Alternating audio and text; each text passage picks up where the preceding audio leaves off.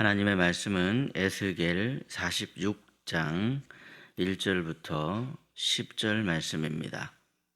말씀을 우리 함께 읽겠습니다. 주 여호와께서 이같이 말씀하셨느니라. 안뜰 동쪽을 향한 문은 일하는 엿새 동안에는 닫되 안식일에는 열며 초하루에도 열고 군주는 바깥문 현관을 통하여 들어와서 문벽 곁에 서고 제사장은 그를 위하여 번제와 감사제를 드릴 것이요 군주는 문 통로에서 예배한 후에 밖으로 나가고 그 문은 저녁까지 닫지 말 것이며 이 땅 백성도 안식일과 초하루에 이 문 입구에서 나 여호와 앞에 예배할 것이며 안식일에 군주가 여호와께 드릴 번제는 흠없는 어린 양 6마리와 흠없는 순양 1마리라. 그 소재는 순양 하나에는 밀가루 한 에바요 모든 어린 양에는 그 힘대로 할 것이며 밀가루 한 에바에는 기름 한 흰씩이니라. 초하루에는 흠없는 수송아지 1마리와 어린 양 6마리와 순양 1마리를 드리되 모두 흠없는 것으로 할 것이며 또 소재를 준비하되 수송아지에는 밀가루 한 에바요 순양에도 밀가루 한 에바이며 모든 어린 양에는 그 힘대로 할 것이요 밀가루 한 에바에는 기름 한 흰씩이며 군주가 올 때에는 이 문 현관을 통하여 들어오고 나갈 때에도 그리할지니라. 그러나 모든 정한 절기에 이 땅 백성이 나 여호와 앞에 나올 때에는 북문으로 들어와서 경배하는 자는 남문으로 나아가고 남문으로 들어오는 자는 북문으로 나갈지라. 들어온 문으로 도로 나가지 말고 그 몸이 앞으로 향한 대로 나갈지며 군주가 무리 가운데 있어서 그들이 들어올 때에 들어오고 그들이 나갈 때에 나갈지니라. 아멘. 화요일 새벽에 하나님의 말씀으로 하루의 삶을 열어가시는 저와 여러분의 삶에 하나님이 부어주시는 크신 은총이 가득하시기를 예수님의 이름으로 축복합니다. 에스겔서를 보시면 하나님께서는 새 성전에 대한 비전을 보여주십니다. 물론 지금 이들의 현실은 이 성전이 무너졌고 나라가 망했으며 백성들은 포로로 끌려와 있는 그런 상황이었습니다. 그럼에도 하나님께서는 이 회복을 말씀하시면서 예배의 질서를 다시 세워주십니다. 예배의 질서가 삶의 질서로 이어지기 때문에 예배의 질서로 그렇게 먼저 말씀을 하시더라는 것이죠. 그래서 하나님께서는 예배를 단지 어떤 사람의 감정이나 사람의 어떤 기분이나 형편에 맡겨두지 아니하시고 예배가 우리 삶 속에 친히 질서로 세워질 수 있도록 이렇게 말씀을 해주십니다. 그렇다면 과연 어떻게 우리 삶 속에서 우리는 예배의 질서를 세워갈 수 있을까요? 첫째로 하나님께서는요, 시간을 구별해 드리라 그렇게 지금 말씀을 하십니다. 본문 1절 말씀인데요. 우리 1절 말씀을 다시 함께 읽겠습니다. 1절입니다. 시작. 주 여호와께서 이같이 말씀하셨느니라. 안뜰 동쪽을 향한 문은 일하는 엿새 동안에는 닫되 안식일에는 열며 초하루에도 열고. 아멘. 예. 본문 1절을 보시면 이제 동쪽 문이 나오고 있습니다. 동문. 그런데 이 문은 지금 아무 때나 열려 있는 문이 아닙니다. 엿새 동안은 닫혀 있습니다. 엿새 동안 이 문은 닫혀 있는데 언제 열립니까, 여러분? 안식일과 초하루, 하나님께 예배하는 날, 그날에는 동문을 열라 그렇게 말씀을 하십니다. 이것은 단순한 건축 구조에 관한 이야기가 아닙니다. 건물의 운영 방식에 대한 그런 말씀이 아닙니다. 하나님을 만나는 시간이 구별되어야 한다 하는 것을 지금 의미하고 있습니다. 우리의 신앙은 흔히들 이렇게 흘러가기가 쉽죠. 시간이 남으면 기도하고 여유가 있으면 예배하고 바쁘면 그 다음에 미룰 수도 있지. 그런 모습일 때가 있습니다. 그런데 하나님께서는 시간이 남으면 나를 찾으라 그렇게 말씀하시지 않으십니다. 먼저 시간을 정해놓고 구별해서 나를 만나자 그렇게 말씀하시는 하나님이시더라는 것이죠. 이처럼 예배는 시간이 남아서 드리는 것이 아닙니다.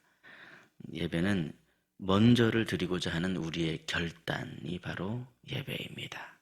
내가 주님께 먼저를 드리겠다. 그 결단을 하는 것이 바로 예배이더라는 것이죠. 그래서 하루를 시작할 때 이렇게 하나님께 시간을 드리는 것이 참 중요합니다. 아침에 눈을 떠서 하나님을 먼저 찾는 사람은 삶의 방향이 완전히 다릅니다. 혹시 마음이 흔들릴 때라도 우리의 목적이신 하나님 안에 거할 때 하나님께서 우리의 마음의 중심을 잡아주십니다. 때때로 우리 삶에 어떤 버거운 일을 만날 때도 있는데 일이 버겁더라도 하나님과 함께 걷는 든든함을 얻게 됩니다. 내가 너와 항상 함께 할 것이다. 하나님께서는 약속을 지키신 하나님이신데 예배를 통해서 항상 그것을 우리 마음 가운데 생각나게 하시고 확인시켜 주신 하나님이십니다. 그런데 반대로 하나님을 뒤로 미루게 되면 어떻게 되겠습니까? 우리 마음에 각종 그 세상 일들이 막 몰려오죠. 세상 일들이 노는 놀이터가 되고 맙니다.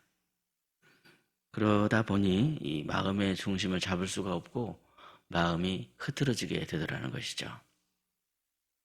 그래서 하나님께서 먼저 이렇게 시간을 딱 정해놓고 이 시간을 구별해 드리고 나와 함께 그 시간에 만나자 이렇게 말씀하시는 것은 사실은 생각해 보면 바로 우리를 사랑하셔서 우리의 삶을 회복시켜 주시려고 그렇게 하시는 것이로구나 하는 것을 우리가 깨달을 수 있습니다. 사랑하는 여러분, 이 예배를 회복한다고 하는 것은 먼저 이 시간의 질서를 회복하는 것입니다. 하나님의 것이 아닌 것이 없습니다. 그런데 이 시간도 사실은 하나님의 것이더라는 것이죠. 하나님을 만나는 시간을 우리 삶의 가장 중심으로 두심으로 말미암아 삶의 방향이 흐트러지지 않고 이 반듯하신 그런 성도 여러분이 다 되시기를 예수님의 이름으로 축복합니다. 둘째로 예배의 질서의 회복은 결국 삶의 질서로 이어지게 되는 것을 보게 되죠. 본문 2절과 3절 말씀인데요. 우리 2절, 3절 말씀을 천천히 함께 읽도록 하겠습니다. 2절, 3절입니다. 시작. 군주는 바깥문 현관을 통하여 들어와서 문벽 곁에 서고 제사장은 그를 위하여 번제와 감사제를 드릴 것이요. 군주는 문 통로에서 예배한 후에 밖으로 나가고 그 문은 저녁까지 닫지 말 것이며 이 땅 백성도 안식일과 초하루에 이 문 입구에서 나 여호와 앞에 예배할 것이며 아멘. 이 본문의 말씀을 가만히 보시면 군주도 등장하고 또 백성도 등장을 합니다. 제사장은 군주와 백성 사이에서 그들을 하나님 앞으로 이제 인도하는 그런 역할을 맡은 사명자이죠. 그런데 군주가 있고 백성이 있고, 그런데 여러분, 군주와 백성이 이제 하나님 앞에 함께 서는 장면을 말씀하고 있는데요. 왕이라고 해서 예외가 없고요. 백성이라고 해서 하나님 앞에 서는 것이 제외가 되는 것이 아니라는 겁니다. 이렇듯 예배는 모두가 함께 하나님 앞에 서는 것이다 라고 하는 것을 가르쳐주고 있습니다. 왕이라고 해서 높은 사람이라고 해서 하나님 앞에 서지 않아도 되는 게 아닙니다. 오히려 더 철저하게 하나님 앞에 모범을 보여야 되는 사람이 바로 군주이고 왕이다 라고 그렇게 지금 말씀을 하고 있죠. 이러한 장면이 지금 말씀하고자 하는 뜻이 무엇이겠습니까? 하나님 앞에서는요, 세상에서의 그 높고 낮음, 왕의 그 신분이 얼마나 높습니까, 여러분? 신하가 얼마나 많습니까? 모든 사람들이 다 왕에 집중할 수밖에 없지 않겠습니까? 그런데 하나님 앞에서는 세상에서의 그런 신분이 높은 왕이나 낮은 백성이나 모두가 다 똑같이 하나님 앞에는 예배자로 서야 한다. 예배해야 한다 하는 것을 지금 말씀하고 있습니다. 물론 여러분 어떻습니까? 우리가 사는 세상에는 이 질서가 무너져 있는 경우가 정말 많죠. 권력이 있는 사람이나 돈이 있는 사람이나 지위가 높은 사람이 세상의 중심이 되어버리는 경우가 많습니다.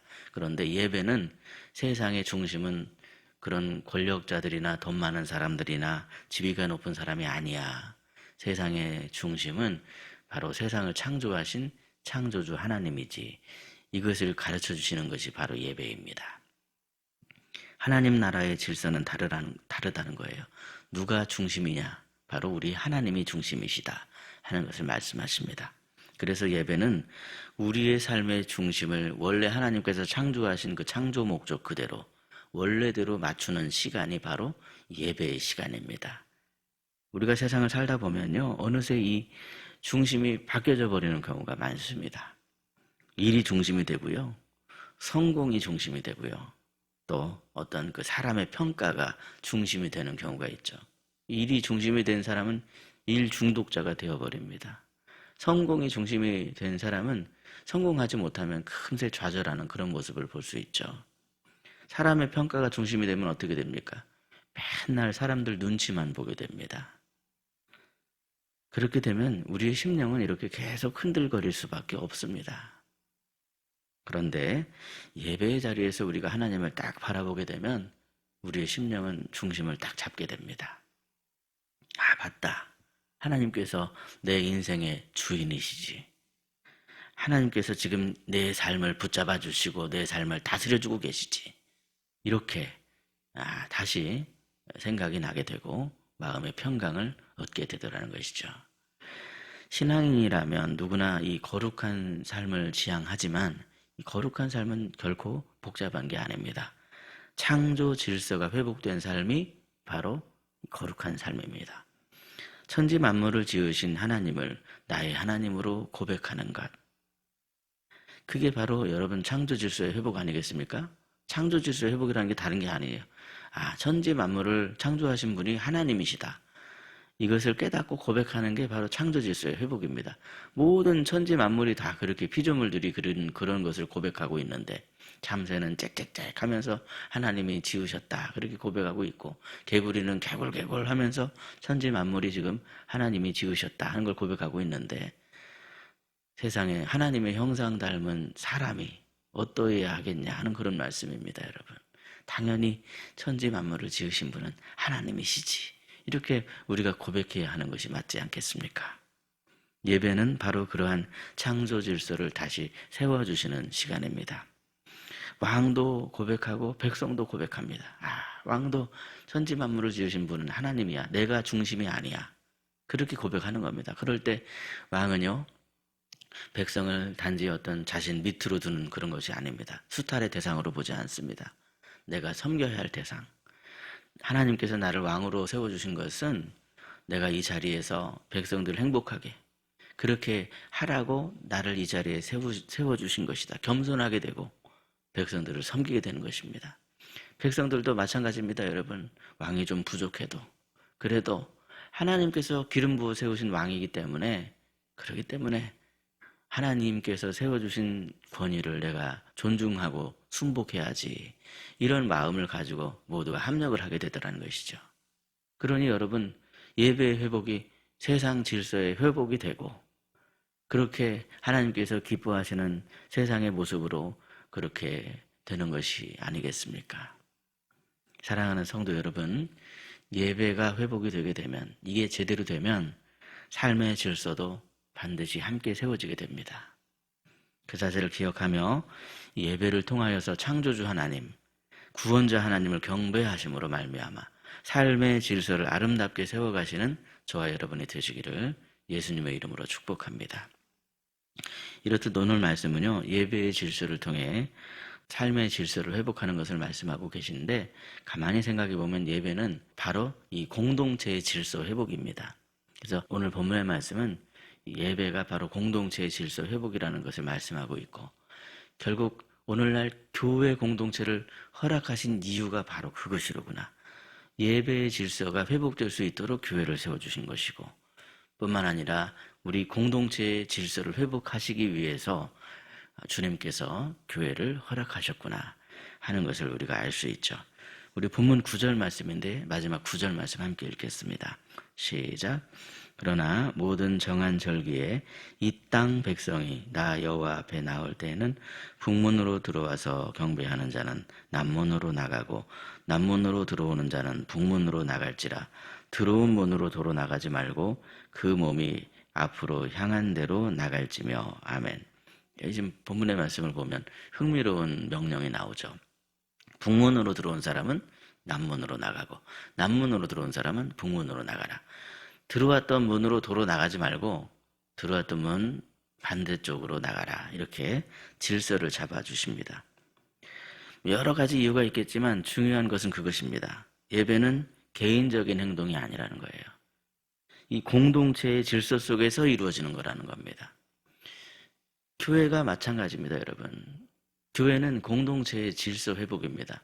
개인적인 것이 아닙니다.